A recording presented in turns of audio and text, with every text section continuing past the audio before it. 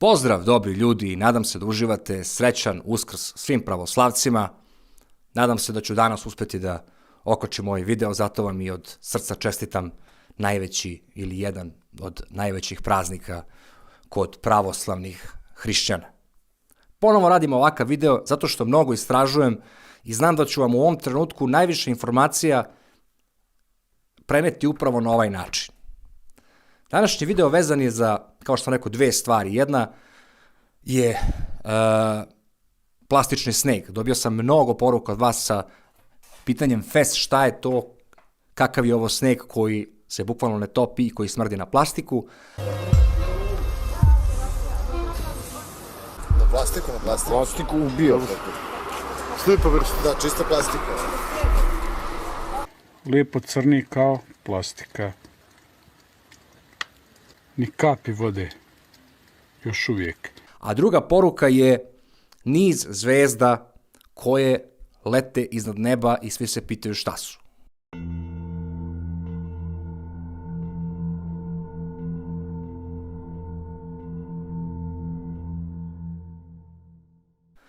To su dve osnovne stvari o kojima sam danas želeo da prodiskutujem sa vama, ali između njih ću ja naravno ubaciti još brdo nekih detalja do kojih sam stigao. Plastični sneg ili vam mikroplastično zagađenje. Primjer, ja sam bio šokiran. Prvo htio sam da saznam kako plastičan sneg, zašto taj sneg ne gori, šta se tu dešava. Zašto je kao da je dehidriran, tačnije ne pušta kapljice vode. Sve me to jako zainteresovalo. I došao sam naravno do tog saznanja da je to mikroplastično zagađenje. Mikroplastika je veličine od 50 mikrometara, što vam je oko 0,05 milimetara. Zamislite milimetar, pa 0,05 tog milimetra. Toliko je velika ta mikroplastična prašina, ako tako mogu da se izrazi. Kaže, 14 miliona tona mikroplastike prođe kroz okean za 1 godinu. Mikroplastici treba 100.000 godina da bi se razgradila. Sad ovo je jako važno, jer ta mikroplastika je toliko sitna da bukvalno prolazi kroz sve živo. Pronađena je, verovali ili ne, na Arktiku. Na jednom od najčistijih predela zemlje je pronađena velika količina mikroplastike. Švajcarsko-nemački tim je radio istraživanje, utvrdio je da se u 1 litru vode nalazi 14.400 delića tih od 0,05. Možda i malo većih, pošto ona varira, ali sada to već postaje prilično jedna fina količina za 1 litar vode i to na Arktiku. Zamislite koliko je ima ovde. Mikroplastika je praktično mikronska plastika koja pokriva svet. Dakle, budite sigurni da se ona nalazi u našim plućima. Kada se ta mikroplastika nađe u vašim plućima, tačnije u našim plućima, zapremina naših pluća je manja. Mislim, bilo to malo, centimetar možda prašine, kubni centimetar prašine, na primjer, koji se nađe u vašim plućima, je smanjio kapacitet vaših pluća za kubni centimetar. Postoje istraživanja, na primjer, i na miševima, gde se očigledno pokazalo da im je potrebno više energije, tačnije više kiselnika, jer naravno imaju manju zapreminu pluća. Dakle, postoje istraživanja koja to definitivno potvrđuju. Iako se mi danas borimo protiv tih plastičnih kesa, dok plastične flaše rade na sve strane. I sad samo zamislite, na primjer, koliko će plastike biti utrošeno u izgradnji 5G sistema, u izgradnji Internet of Things, smart zgrada i toga. Brdo plastike. I sva ta plastika će jednog dana prelaziti u mikroplastiku. Jer mikroplastiku, na primjer, ovo je jako zanimljivo. Najviše mikroplastike dolazi odakle? Iz kozmetike. Dakle, što se više ljudi šminka, a uglavnom su to žene, to će više biti mikroplastike u svetu. Dakle, eto, smanjimo šminkanje i pomozimo smanjenju mikroplastike. Dakle, nisu ni ovi iznad za sve krivi. Dosta smo i mi krivi, ali zato što ne znam. Sada postoje neka dva načina kako da se mikroplastika uništi. Jedno je, na primjer, jako zanimljivo, bakterija Ideonella sakaiensis. Bakterija koja je u stanju da jede, tačnije razgrađuje plastiku. Jer pretvara to mikroplastiku u još sitniju, taman onoliko da kao bakterija može da je svari, što je jako zanimljivo. I postoje još neki magnetni omotači napunjeni azotom i manganom, koji su jako reaktivni i onda taj kiseonik zbog te jake reakcije praktično uzima te sitne čestice mikroprašine. Dakle, vidite, naučnici budućnosti rešavaju ono što su naučnici prošlosti napravili kao nus proizvod. I to jeste suština. To je praktično jedan kolud koji se obraća i obraća, ovaj prlja, a ovaj posle rešava. Dakle, niko ne brine o nama. I ovo je i odlično razmišljanje o mikroplastici ili imamo plastičnom snegu, koji je praktično proizvod velike količine mikroplastike, a vidjet ćete kasnije i još čega, chemtrailsi čuveni. Dakle, chemtrailsi su najverovatnije ušteda avionskih kompanija. Kako? Pazite kako. Dakle, svi znamo, avioni lete na određenoj visini, dakle, avion zavisi od pritiska vazduha. Dakle, čim se spusti u polje višeg pritiska, pale se signalizatori da se vrati. Tako on praktično leti uz taj horizont zemlje. Dakle, možemo zaključiti da veliki deo aviona, tako, leti u tom nekom pojasu. U tom nekom pojasu se nalazi najviše zagađenja i to ste videli do ovog proleća. Svako prošlo proleće je bilo kako, sunce se jedva nešto miguljilo kroz neki čaršav nekih oblaka. Taj čaršav oblaka je praktično avio zagađenje. Međutim, avio zagađenje nije nastalo samo zato što se povećao broj aviona, nego zato što su maheri u zarađivanju para shvatili da mogu da iskoriste neke tehnologije iz svemirskih agencija. A te tehnologije su šta? Ubacivanje aluminijum oksida i bakar oksida, ali u nano varijanti. Dakle, sitno isitnjen aluminijum oksid i bakar oksid, praktično kao prah, ali nano prah, ubačen u dizel gorivo.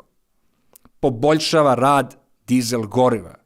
Dakle, i veća je temperatura, a što je najbolje povećava zapreminu. A znate što znači povećava zapreminu?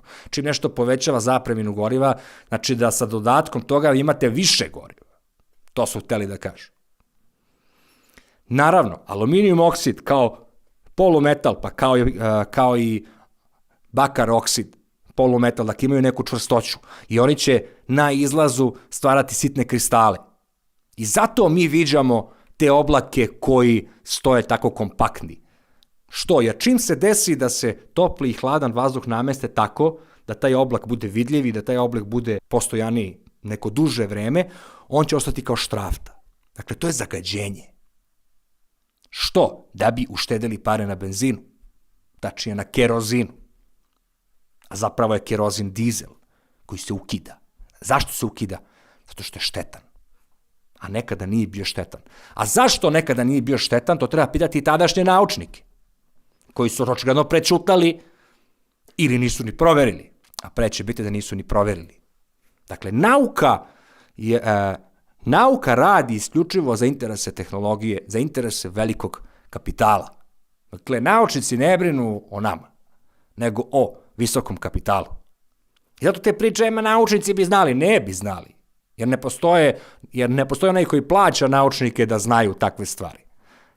Nego ih plaća za ovo, tačnije kako da izmrve savršeno i u kojoj zapremini da ubace aluminijum oksid u kerozin da bi uštedeli pare. To je posao naučnika. Nije to današnji slučaj, to je slučaj koji se već događa kako raste ta avioindustrija i shvatanje boljih goriva. Dakle, jako prosto. Znači, chemtrailsi su zagađenje. Kao kad sa planine siđete u grad pa vidite da više nije onako čisto kao što je bilo. Vidite neko sivilo, to često primetim kad se vraćam sa mora i stignem u Beograd. Kako onaj deo kome hodam je mnogo mutniji nego na moru. Zagađeniji. Tako se isto stvari dešavaju i u tom delu gde avioni lete. Potpuno isto. U tom delu, i zato smo imali one oblake koji izgledaju kao čaršavi. Dakle, Mikroplastika plus aluminijum oksid, bakar oksid, tačnije nano polumetali koji se dodaju kerozinu, stvaraju tu prljavštinu, kristale. Da li sad polako postaje jasno zašto smo došli u situaciju virusa koji napada pluća, koja otkazuju? Dakle, malo pameti za vas koji ste u Matrixu, jer dovoljno da zaključite da je COVID-19 šta? Mikroevolucija naših pluća na potpuno zagađen vazduh. Ili možete verovati da je od... A ja sumnjam da je od toga. Što? Jer naučnici ne rade da vide da li ste vi u pravu. Naučnici rade na novim projektima, a vidjet ćete kakvim projektima. Druga stvar koju su mnogi slali, to je ono, što bi se rekao, red zvezda koja lete preko neba i stvarno to nam se nikada nije dešavalo. Šta se tu dešava? Te zvezde koje vidite je ogroman broj Elon Muskovih satelita pod nazivom Starlink.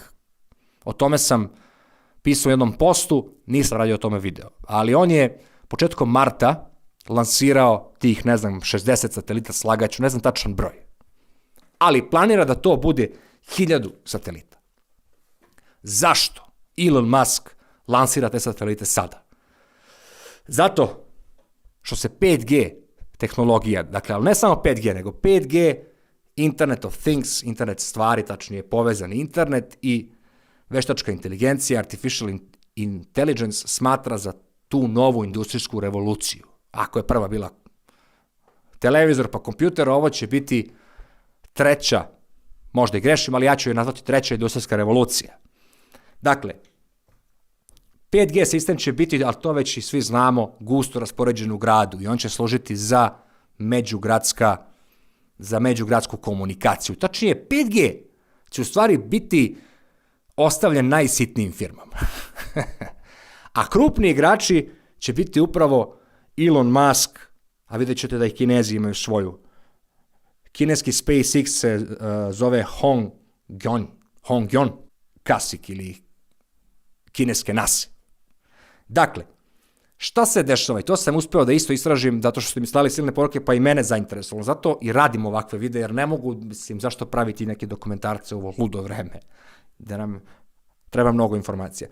Dakle, Elon Musk želi da uspostavi internet, potpuno sam siguran, vi svi znate da on proizvodi Tesla vozila, dakle, naravno da mu je cilj da ta vozila budu smart vozila, tačnije smart automobili koji će nas voziti sami, kada se uspostavi 5G.